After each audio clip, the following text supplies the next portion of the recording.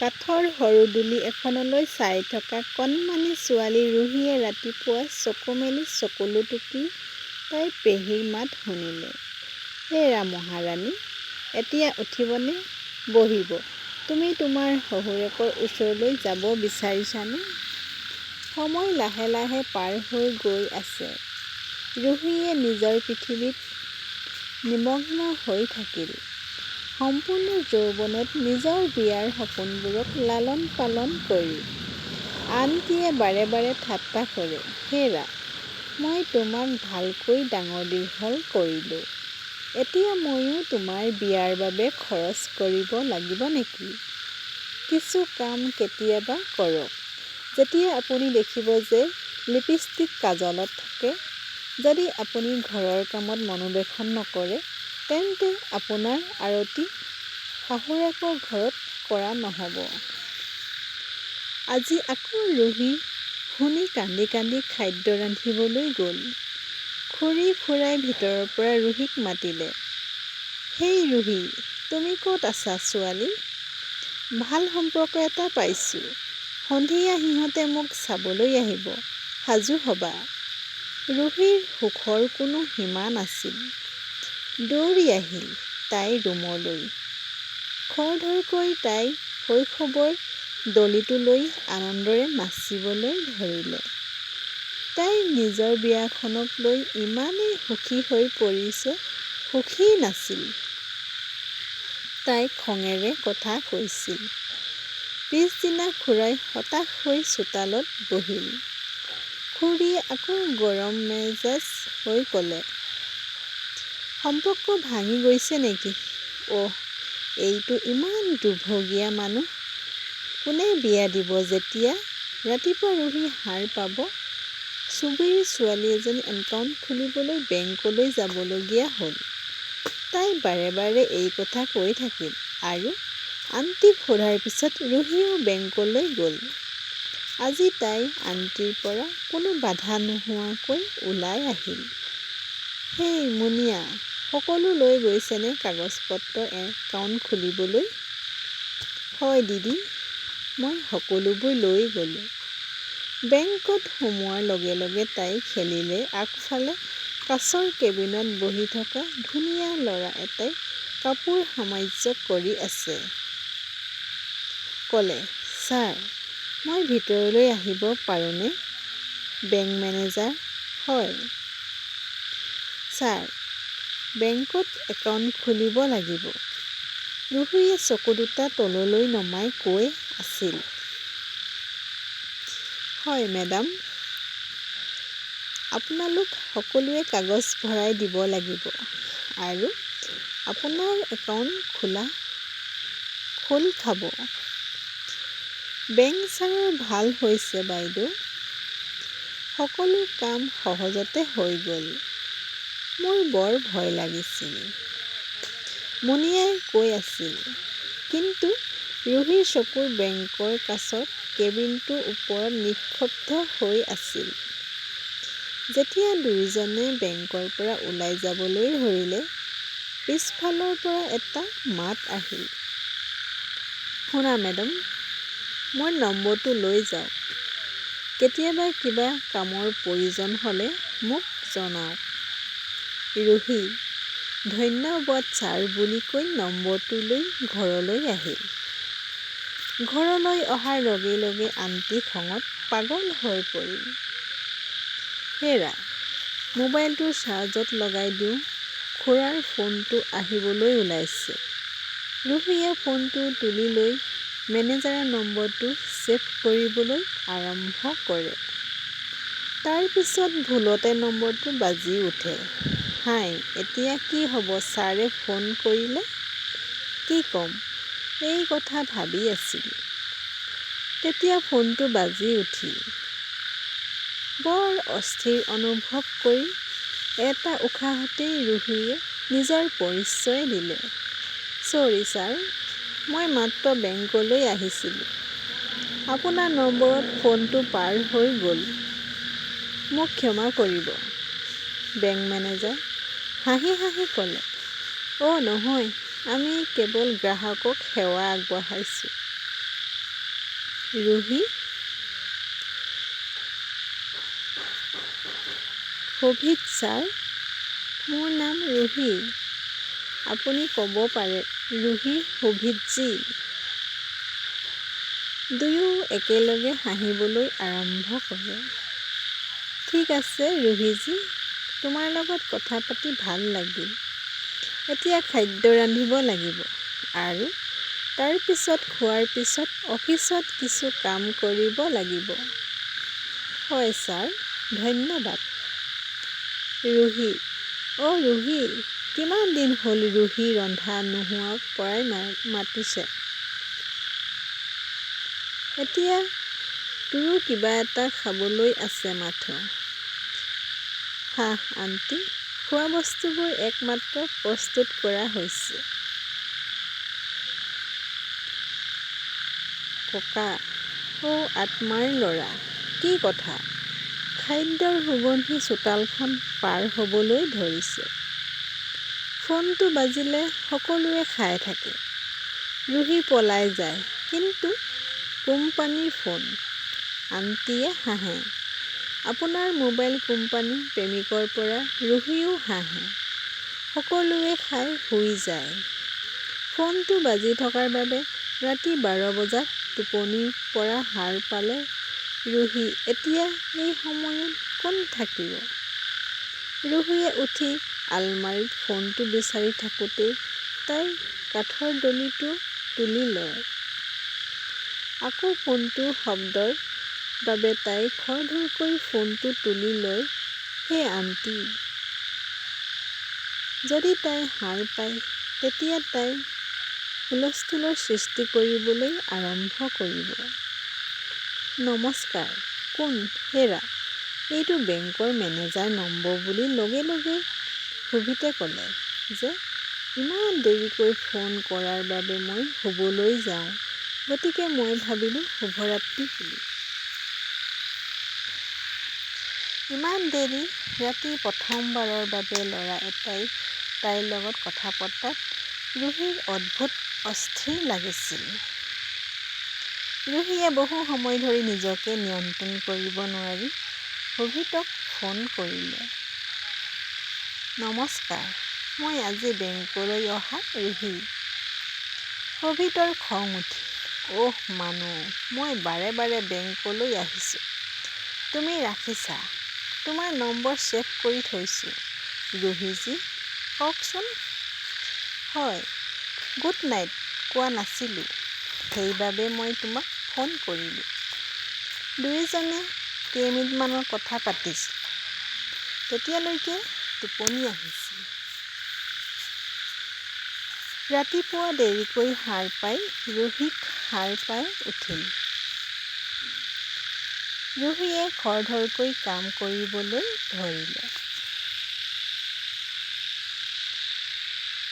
তেতিয়াই ফোনটো বাজি উঠিল। যেতিয়া তাই গৈ মেছেজটো শোভিত, ৰুহিজী, গুড মৰ্ণিং, তুমি মোৰ বন্ধু হোৱা। ৰুহিৰ মুখত হাঁহি এটা টোকৰ মাৰিলে। তাৰ পিছত দুৱাৰৰ ঘণ্টাটোৱে তাইৰ দৃষ্টি আকৰ্ষণ কৰিলে। মেছেজৰ উত্তৰ নিদিয়াকৈ তাই দুৱাৰখন খুলিবলৈ গ'ল। তাৰ পিছত গোটেই দিনটো কাম কৰি সন্ধিয়া হ'লে তাইৰ মনত পৰিল যে শোভিতৰ মেছেজটো তাতেই আছে। গতিকে তাই উত্তৰ দিলে। কেৱল এয়াই নহয়, তাই খৰধৰকৈ আলমাৰীৰ ফালে দৌৰি যায় আৰু টেবুলৰ লগত খুন্দা মাৰে। তাইৰ ভৰিখনত ৰুহিয়ে মাত্ৰ গৰম তেল লগাই থাকোঁতে ফোনটো বাজি উঠিল। হেই, শোভিতজীয়ে ফোন কৰিছে। হেল্ল', তাৰ পৰা মাত এটা আহিল। শুভ সন্ধিয়া ৰুহিজী। ক্ষমা কৰিব, মোৰ ভৰি দুখনে আঘাত পাইছিল, গতিকে আপোনাৰ মেছেজৰ উত্তৰ দিব নোৱাৰিলোঁ, শোভিতজী। এই কথা শুনি বন্ধুৰ ৰূপত শোভিতৰ প্ৰেম ওলাই অহাৰ লগে লগেই ৰুহিজী, তুমি নিজৰ যত্ন ল'ব নোৱাৰা।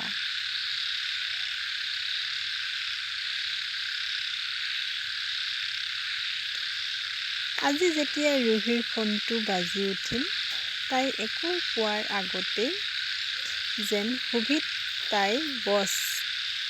সি তাইক বৰ খৰকৈ মৰমেৰে বকাবকি কৰি আছিল। ক'ত আছিলা? তোমাক কোনোবাই চিন্তা কৰে নেকি? ঠিক আছেনে সুভিতজী? ক্ষতিগ্ৰস্ত হৈছিল, ৰুহিয়ে উত্তৰ দিলে। হেৰা, কিয় নকলা? মই পঠাই দিলোঁহেঁতেন। এই কথা কোৱাৰ লগে লগে সুভিতে এনেকৈ কান্দিবলৈ আৰম্ভ কৰে যেন সি ৰুহিক বৰ গভীৰভাৱে ভাল পায় আৰু বহু বছৰৰ পাছত ৰুহিক বিচাৰি পাইছে আৰু এতিয়া হেৰাব নিবিচাৰে তাইক। তেওঁক কান্দি থকা দেখি ৰুহি বিচলিত হ'ল যদিও হঠাৎ বিয়াৰ কথা ভাবি তাই হাঁহিবলৈ ধৰিলে। সুভিতে খঙেৰে ক'লে, তুমি মোক ঠাট্টা কৰিব পাৰিবা মোৰ দৰে ষ্ট্ৰেইট ল'ৰাৰ বাবে? কেৱল সেই অশান্ত টাইপৰ ল'ৰাবোৰৰ দৰে ছোৱালীৰ বাবে এই পৃথিৱীখন নিৰ্মাণ কৰা হোৱা নাছিল বাই। সদায় সুখী হৈ থাকক। এই কথা কৈ সুভিতে ফোনটো বিচ্ছিন্ন কৰি পেলাইছিল।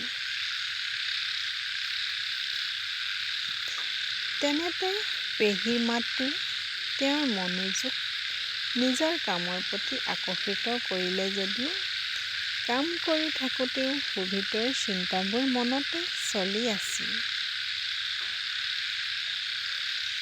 আজি তাইৰ জীৱনত প্ৰথমবাৰৰ বাবে এজন ল'ৰাই তাইক ইমান মৰম আৰু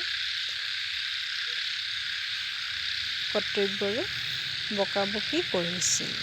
প্ৰথমবাৰৰ বাবে কোনোবাই বিয়াৰ কথা কৈছিল। তাৰ পিছত সুভিতে আকৌ ফোন কৰিলে। হেল্ল' ৰুহি, মই তোমাক মিছ কৰিছোঁ।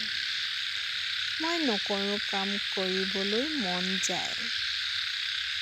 সেইবাবে সুভিতে সিফালৰ পৰা হাঁহিলে। তোমাক বৰ ধুনীয়া দেখা গৈছে ৰুহি। তোমাৰ অনুভৱ হৈছে তোমাৰ সন্মুখত বহি কেৱল তোমাৰ ফালে চাই। ৰুহি হঠাৎ নিমাত হৈ পৰিল। তাইৰ এই অনুভৱটো ভাল লাগিছিল যদিও তাই দ্বিধাবোধ কৰিছিল যে সকলো ঠিকেই আছে নে নাই। এতিয়া আণ্টিৰ ঠাট্টা, মস্কৰাবোৰো মিঠা যেন লাগিছিল। এতিয়া তাই প্ৰতিদিনেই সোনকালে কাম কৰাৰ পিছত সুভিতৰ ফোনটোলৈ অপেক্ষা কৰিছিল। আজি সুভিতৰ ফোনটো অহাৰ লগে লগে তাৰ অলপ খং উঠিল। চিন্তিত নেকি? সুভিত নাই। ৰুহি, তেতিয়া কি কথা? সুভিত এবাৰো কথা ক'ব নোৱাৰিলে। গোটেই দিনটো পাৰ হৈ গ'ল। ৰুহি, হেই সুভিতজী, তাই হাঁহি হাঁহি ক'লে। সুভিত, মোক বিয়া কৰাই দিয়ক ৰুহিজীয়ে মাথো সুভিতৰ কথা শুনি আছিল। হয়তো হৃদয়ৰ পৰা তাইও সুভিতক ভাল পাবলৈ আৰম্ভ কৰিছিল।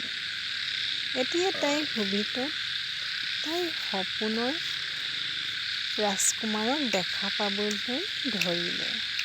কিন্তু মাহী মামাৰ লগত কেনেকৈ কথা পাতিব লাগে বুজিব পৰা নাছিল। সুভিতে তোমাৰ পৰিয়ালক মই পতিয়ন নিয়াম বুলি প্ৰতিশ্ৰুতি দিছিল। সুভিত, তুমি মোৰ ওপৰত ইমান বিশ্বাসী, মই তোমাৰ বাবে গোটেই পৃথিৱীখন যুঁজ দিম। আজি ৰুহি বৰ সুখী হ'ল যেন তাইৰ শৈশৱৰ সপোন বাস্তৱায়িত হ'বলৈ ওলাইছে। তাই লগে লগে ভগৱানৰ ওচৰলৈ গৈ ধন্যবাদ দিলে। সন্ধিয়া সুভিতে ফোন কৰিলে। সি সুধিলে, ৰুহি, ককাৰ স্বভাৱ কেনেকুৱা ক'বচোন? মই পঠিয়াই দিলোঁহেঁতেন। কাইলৈ বাৰ্তাটো নিজে এতিয়া আপুনি আপোনাৰ আৰু আপোনাৰ স্বামীৰ পৰা আঁতৰি নাথাকিব। মোৰ লগত থাকিবলৈ আহিব। সোনকালে সেই ঘৰটোৰ যত্ন লওক আৰু মোক আপোনাৰ দৰে সৰু আৰু মৰম লগা পুতলা এটা দিয়ক। ৰুহীয়ে জানে যে আজি এগৰাকী মহিলাই ছোৱালীজনীক লৈ শাখালৈ আহিছিল। তাইক দেখি মোৰ পৰিয়ালটোক বহুত মনত পৰিছে। সেই ছোৱালীজনীক আজি এটা ধুনীয়া উপহাৰ দিলোঁ। মোৰ সন্তান হ'লে তাইক পৃথিৱীৰ সকলো সুখ দিম। ঠিক পিছদিনা সুভিতে কোনোবাই গ্ৰাহকৰ জৰিয়তে বেংকলৈ মেছেজটো পঠাই দিলে, যিজনে আহি ককাক পৰামৰ্শ দিলে। ল'ৰাটো ভাল, বেংকত টকা আছে, পইচা বহুত আছে আৰু ডাঙৰ কথাটো হ'ল সি যৌতুক বিৰোধী। সি পঢ়া-শুনা ৰুহীৰ ভাগ্য ফুলি উঠিব। খুৰাই সুভিতক ঘৰলৈ মাতি ডাঙৰৰ লগত সম্পৰ্ক স্থাপন কৰিলে আৰু ৰুহীয়ে প্ৰতিদিনে ঘণ্টাৰ পিছত ঘণ্টা ধৰি কথা পাতিছিল। আনটি আৰু ককাকৰ পৰা লুকাই আছিল। ৰুহীৰ বাবে সুভিতৰ বাবে এক অন্য সপোন যেন লাগিছিল। ৰুহীয়ে সুভিতৰ প্ৰতি নিজকে সমৰ্পিত কৰি থকাৰ সময়তে সুভিত কিছু দূৰৈত থাকিবলৈ ধৰিলে আৰু কামৰ অজুহাতত ফোনত কথা কমকৈ ক'বলৈ ধৰিলে। আনফালে খুৰায়ো এই ভাল সম্পৰ্ক এৰিব নিবিচাৰিলে। তেওঁ হেঁচা মাৰি ধৰিলে যে পুত্ৰই দেউতাকৰ পিছে পিছে যাব লাগে। আপোনাৰ ভাইটিক ফোন কৰি বিয়াৰ তাৰিখ নিৰ্ধাৰণ কৰক। এতিয়া ৰুহীও সোনকালে বিয়া পাতি তাইৰ ঘৰলৈ যাব বিচাৰিছিল। কিন্তু সুভিতে তাইক এৰাই চলি থাকিল। এদিন ককাই তাইৰ ওপৰত বেছি হেঁচা মাৰি ধৰিলে। সুভিতে তাইক দেউতাকৰ লগত কথা পাতিবলৈ বাধ্য কৰালে। কিন্তু তাইৰ দেউতাকৰ সুৰ বেলেগ আছিল। সি আছিল তেওঁলোকৰ পৰিয়ালৰ এজন সদস্য আছিল। পুত্ৰ সুভিত বিভিন্ন ছোৱালী পৰিয়ালৰ অংশ। ছোৱালীজনীৰ লগত প্ৰেমৰ কথা কোৱা আৰু পিছলৈ ছোৱালীজনীক বদনাম কৰি আঁতৰি যোৱাটো তেওঁৰ সাধাৰণ কাম আছিল। ৰুহীৰ খুৰাই যেতিয়া সুভিতৰ দেউতাকৰ লগত কথা পাতিলে, তেতিয়া তেওঁ লগে লগে কথাবোৰ এৰাই চলি